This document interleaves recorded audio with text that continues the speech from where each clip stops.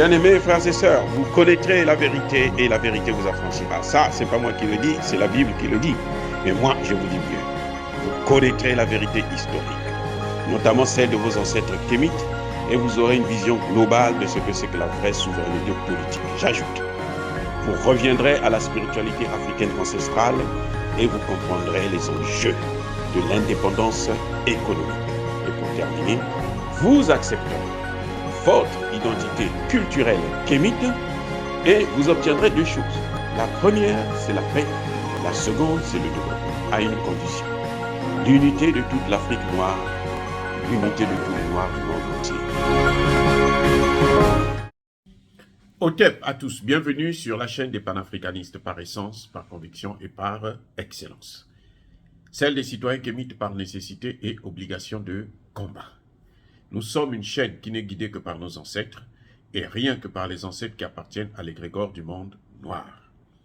Par conséquent, nous ne croyons en aucun Dieu venu de l'étranger. Toutefois, cette vidéo n'est aucunement destinée à inciter à la haine ou à la violence, car nous menons un combat qui est d'abord et avant tout spirituel, intellectuel et démocratique. Ensuite, il est politique, géopolitique et géostratégique, contre l'impérialisme, le colonialisme, le néocolonialisme et l'endocoloniat, qui sont tous qualifiés de crimes contre l'humanité.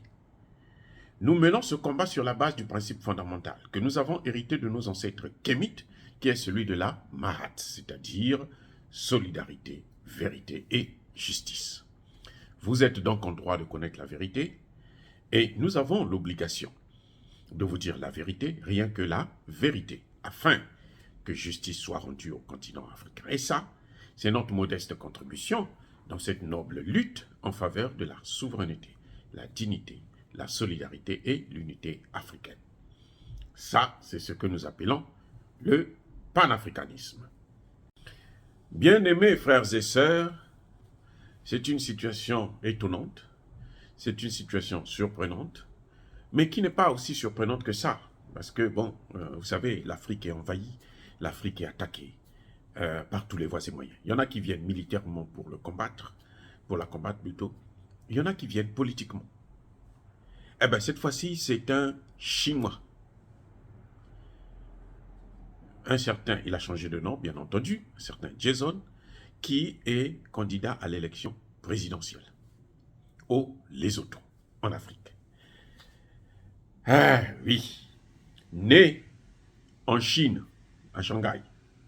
Il est venu au royaume de Lesotho il y a 25 ans. Et il s'est naturalisé. Et maintenant, il veut postuler pour gérer les Noirs. Un Chinois qui vient pour gérer les Noirs. D'aucuns diront que c'est du racisme. C'est un débat. Hein? Ok, on est libre de penser ce que l'on veut. Mais moi, je veux vous donner quelques faits. Dans un pays en Amérique latine, il y a un Japonais. Lorsque je vais me retrouver le nom, je vais vous le donner, qui est venu, qui s'est installé, et puis qui a réussi à monter en grade jusqu'à devenir président de la République. Il a géré pendant plusieurs années, et il a détourné de l'argent. Maintenant, imaginez quoi? C'est que quand on a voulu le poursuivre, monsieur est reparti au Japon. Et que dit le Japon? Le Japon dit, je ne l'extrade pas. Moi, je n'extrade pas mes ressortissants.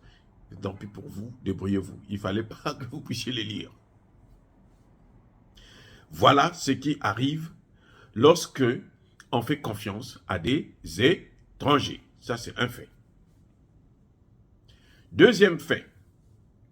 Est-ce que vous pouvez imaginer un noir en Chine postuler pour un petit poste même de chef de quartier?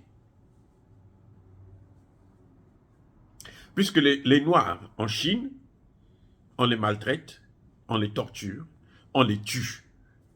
Les Noirs là, en Chine. Il y a des vidéos sur les réseaux sociaux où le Noir, quand il veut prendre le taxi, tous les taximans, personne ne veut s'arrêter pour le prendre quand il voit c'est un Noir. Oh, oubliez celui-là, il n'a qu'à mourir.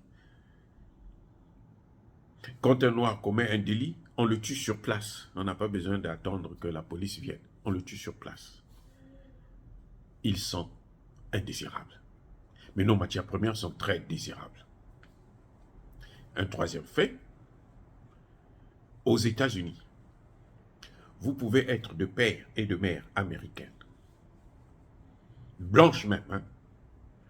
Si vous êtes né à l'étranger, vous ne pouvez pas être candidat à l'élection présidentielle. Pour être candidat à l'élection présidentielle, vous devrez être un Américain né sur le sol américain. Eh oui. Pour travailler dans la police aux États-Unis, notamment ici à New York, si vous n'êtes pas américain, vous ne pouvez pas, même si vous êtes le meilleur candidat, vous ne pouvez pas être un officier de police. Parce qu'un étranger n'a pas le droit de mettre des menottes sur un Américain. Voilà ce que les Américains pensent et ce que les Américains font. Que font les Africains. C'est à vous de réfléchir. Mais je vais vous dire une chose. L'Égypte que vous voyez là, les pyramides là que vous voyez, les pyramides, toutes les pyramides, cette technologie qui jusqu'à maintenant, en 2022, il n'y a aucun architecte qui est capable de faire un travail comme celui-là, jusqu'à présent. C'est une très haute technologie. Vous savez qui a construit ces pyramides?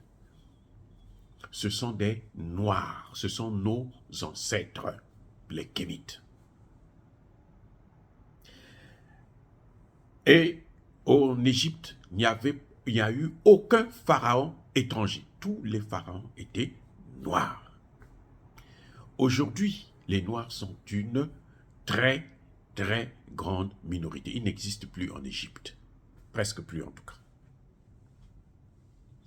À cause de ces mêmes choses. C'est comme ça. Ils viennent, ils prennent un peu de pouvoir, ainsi de suite, et après on vous écarte, on vous tue, on vous élimine. Les États-Unis, là, d'Amérique, je ne sais pas si vous avez entendu parler des Native Americans. Ce sont des Noirs.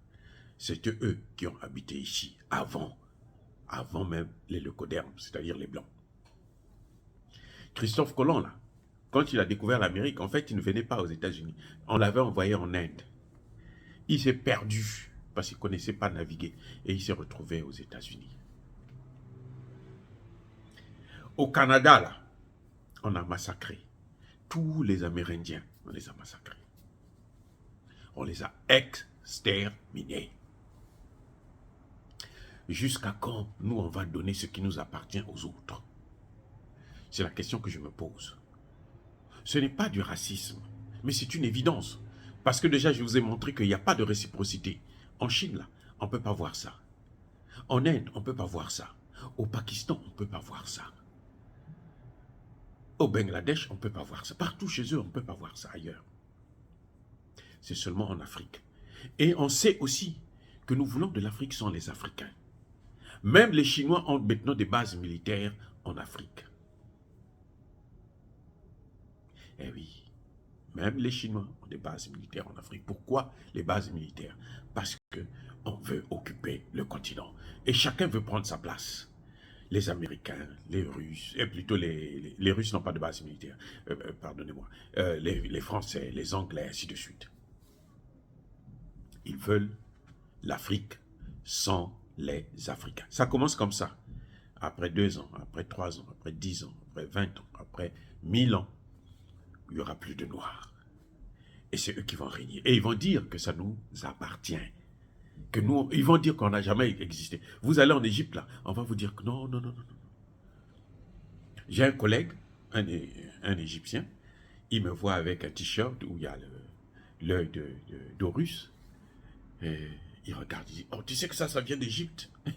J'ai regardé, j'ai souri, j'ai dit, toi, tu es malade. Je lui dis, tu sais que ça, ce sont des symboles noirs?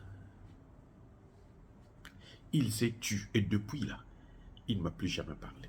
Je dis, je m'en fous. Parce que je connais ce que je suis, ce que je vaux. Je connais mon histoire. Donc, faites attention. Faites attention. Vous allez me dire qu'il y a un noir en France qui est député. Lui là, le Congolais là, on l'a renvoyé chez lui, on lui a dit repars au Congo. Il y a une là qui est en Italie là, elle aussi pareil. On l'a qualifiée de singe. Eh oui, c'est comme ça chez eux. Donc pourquoi nous on va les accueillir?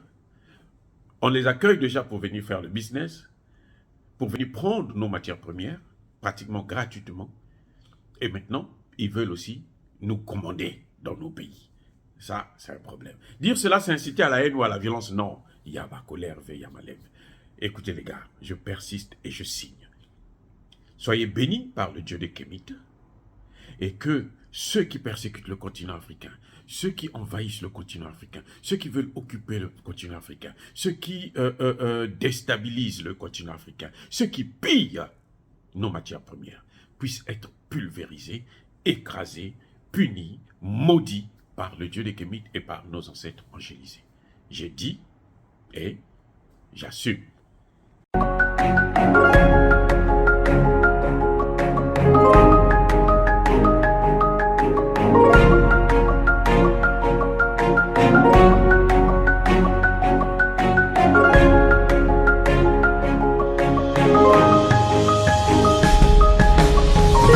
Eux, ils marchent par la foi et non par la vue.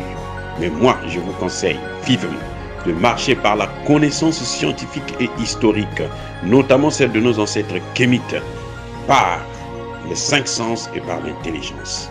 Abou Abia.